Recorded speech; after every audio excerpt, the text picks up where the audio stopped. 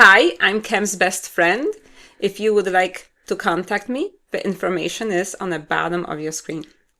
Hello, welcome back. So last time we did electron configurations and you were wondering, is there a cheat sheet? Is there a short way of doing things? Yes, it is. So today is your day. We will find out the answer, the magic of a periodic table. So let's do it. Let's go to my screen. Here we go. Last time we had a chart just like this, and we had to fill in the electrons. Remember, we were filling in electrons and we were saying, wow, that's a long way. Well, if I asked you to do electron configuration of, let's say, many elements, or if every element of a periodic table, and we looked at the end, how each electron configuration ends, we will notice a pattern will start to emerge. And all of these elements, all of our alkali metals, will end with S1. And they will have these integers, 1, 2, 3, 4, 5, 6, 7.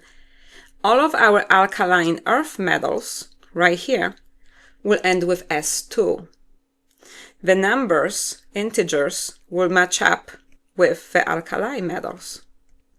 Okay, then we will have transition metals, and our transition metals will all end with D. And it will be D1, D2, D3, D4, D5, D6, D7, D8, D9, D10.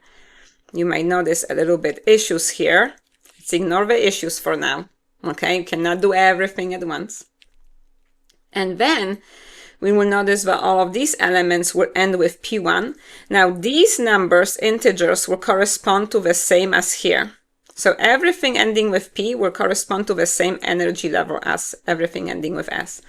And here will be everything ends with P2, P3, P4, P5, and then P6. Notice helium is a little bit different. So here is our P6. And all of the inner transition metals will end with Fs. And there will be 14 of them. Wait a minute. This has to match up. Remember, there is 6 electrons that can fit in the p orbitals. Here is 1, 2, 3, 4, 5, 6 columns, right? There is 5 d orbitals times 2 electrons each. There is 10 electrons that can fit in d orbitals, and we have 1, 2, 3, 4, 5, 6, 7, 8, 9, 10 d columns. Oh my gosh, it's amazing. Remember how element behaves. Its chemical behavior is determined by electrons. Dmitri Mendeleev came up with periodic table in 1869. And he had these groups, and he had halogen group. Now, why do halogens behave the same way? Now the answer is staring at us, because all of them have very similar electron configuration, arrangement of electrons. They all end with P5. They all have 5 electrons in the outermost energy layer. Wow. So now, around 30, 40 years later, the answer is finally staring at us. This is really amazing. So here is a cleaner way of showing this. So here we have our energy layer 1. Here we have our energy layer 2. Here we have our energy layer 3. Yes, so remember, goes down. Here we have our energy layer 4, but then there's also this energy layer 4. Now, why do we jump in? We have 3s and then it goes down here. Why?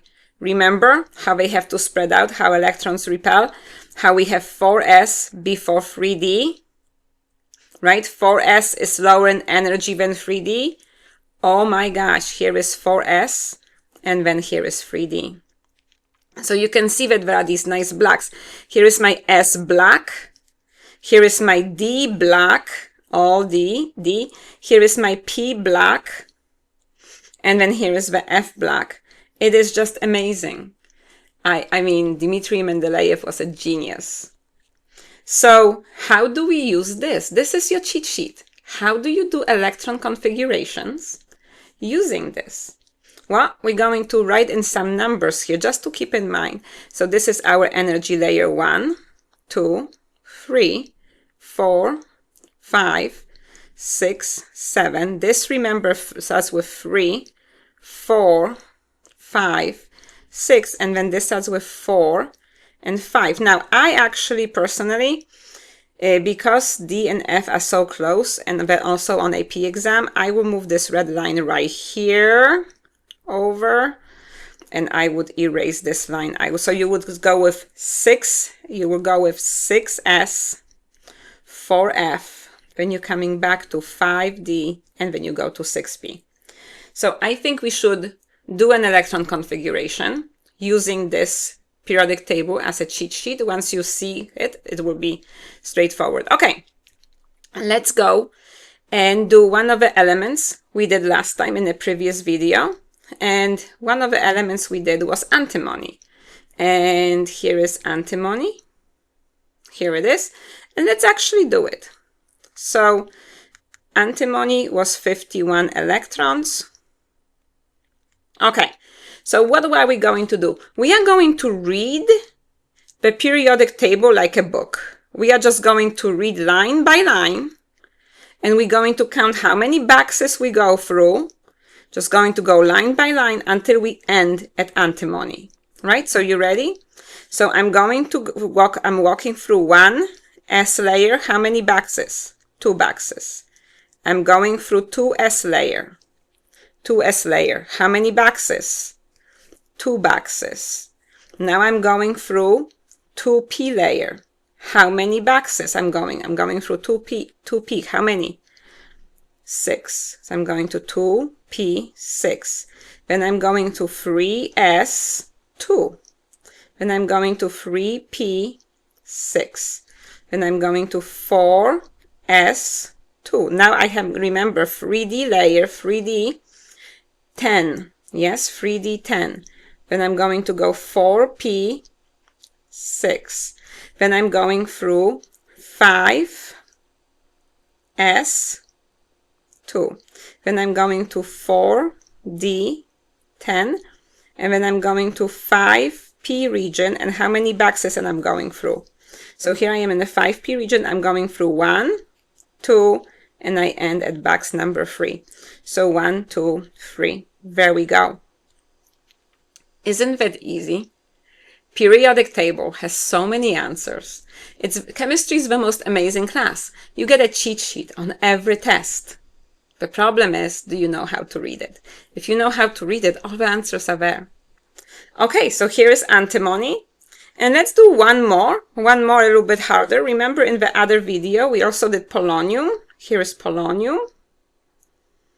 And let's read the periodic table, just like every line through the book. Yes, line through the book, and let's do this.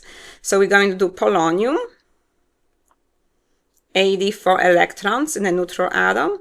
And here we go. We're going to just read it right through. So we have 1s2, 2s2, 2p6, 3s2, 3p6, 4s2.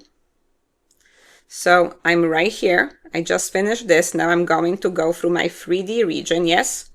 So I'm going to go, okay, 3d10, 3d10. Then I'm going to go through 4p6, 5s2, 4d10, 5p6.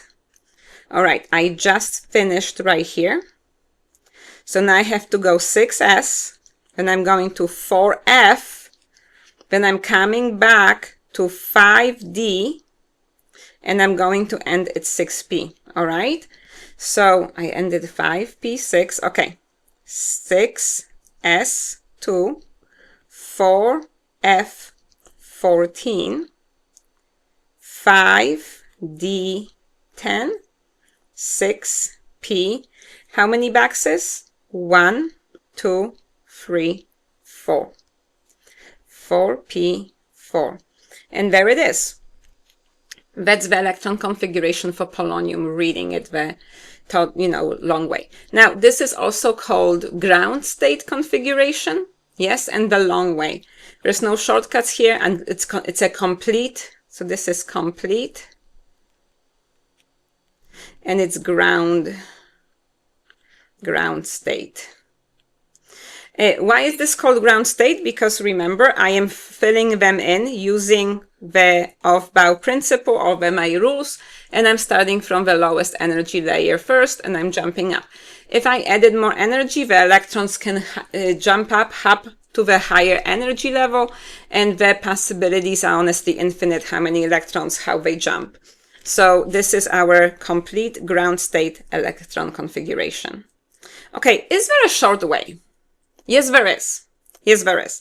So there has to be a shortcut way. So we are back to our electron configuration, and let's use the examples we did, and we had antimony. Let's use our antimony. Antimony is right here.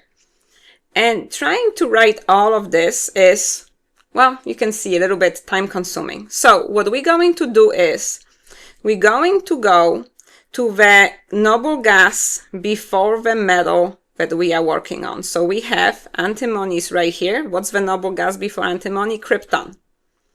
So then we're going to say, aha.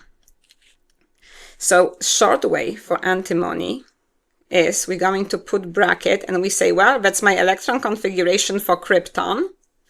And then I'm going to keep going. So then I have 5s2. Yes, and then I have 4d10. And 5p3. So that's my shorthand. Now, how many valence electrons? Valence electrons. What's the definition of valence electrons? These are my electrons in the most outermost energy level. Electrons in the most outer energy level. So let's look. What's my highest energy level here? 5. Right there. 5, yes? How many electrons are in 5? Well, here is my 2 and 3. So how many valence electrons does antimony have? 5. 5 valence electrons. So usually when you do more of this, you will recognize that these guys have 1 valence electron, 2, and we have 3, 4, 5, 6, 7, 8. All right.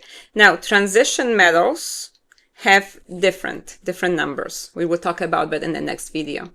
But these ones, the representative group, which is your S and P elements, they are your representative elements. That's very easy to tell valence electrons. Okay.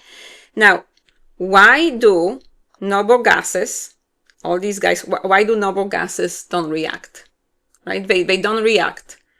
Well, that's because they have their S and P energy layers totally filled. So S and P is totally filled, they don't react.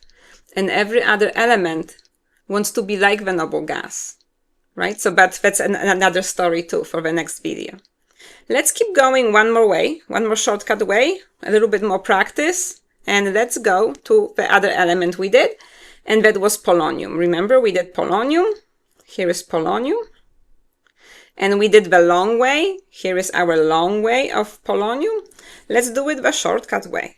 Here is polonium. So how do we do this? We're going to the noble gas before polonium. Here it is, xenon. Xenon is the noble gas before polonium. So now I'm going to write, okay, electron configuration for polonium, which has 84 electrons. Well, what is this? Well, I go to the noble gas before, which is xenon, put it in a bracket. That means you write your electron configuration for xenon, and then you have 6s2, then you have 4f14, 5d10, and 6p4. Now, let's do one more time. How many valence electrons? Valence electrons are your energy, the electrons in the most outermost energy layer. Here's number 6 is the highest number. 6 is the highest energy layer. and I add up 2 plus 4. So there is 6 valence electrons for polonium. Yes? So what happens when atoms add or lose electrons? Remember, they want to add or lose electrons to be like noble gases. They want to have S and P energy layer filled. So how do we deal with electron configurations of ions? That's coming up in the next video. But for now, thanks for watching and see you next time.